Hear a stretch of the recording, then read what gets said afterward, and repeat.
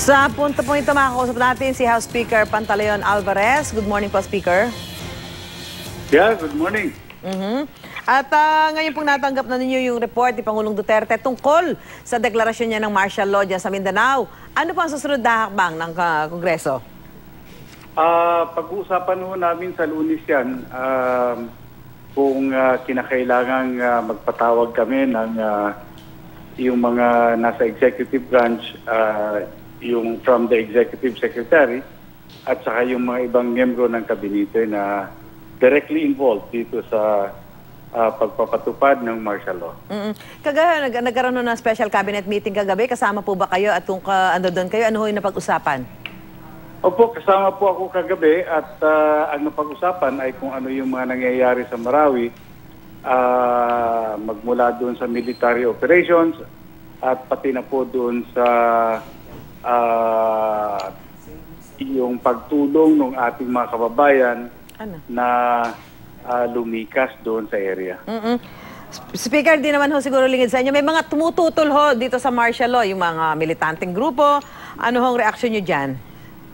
Well, natural naman yan. Normal yan, no?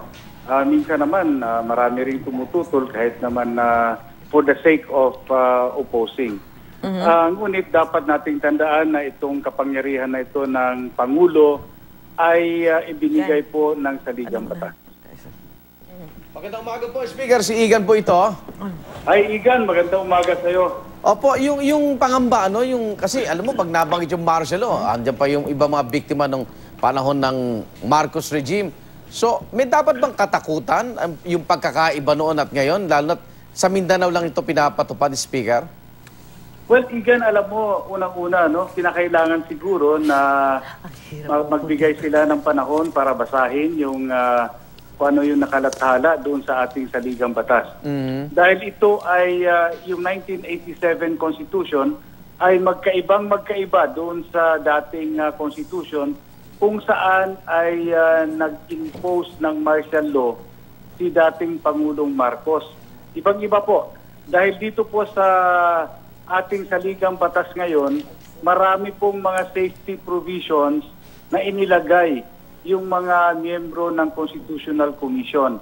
In fact, dito po ay malinaw na hindi po suspended yung operation ng mga korte at ng mga civilian authorities. Kanya po, wag po tayong mabahala at ito naman po ay ginagawa lang po ng ating administrasyon upang protektahan po yung ating bansa at yung ating mga mamamayan. Yung mga kababayan niyo po sa Davao, kamusta po? Lalo na yung mga negosyante. Paano nila hinarap ito? Reaction sa batas militar, Speaker? Well, so far, Igan, maganda ang naging reaksyon at pabor na pabor ito, lalong-lalo na hindi lamang po dito sa Davao City, kundi po mga negosyante sa buong Mindanao. Okay, maraming salamat po. Good morning. Maraming salamat din po at magandang umaga. House Speaker Pantaleon Alvarez.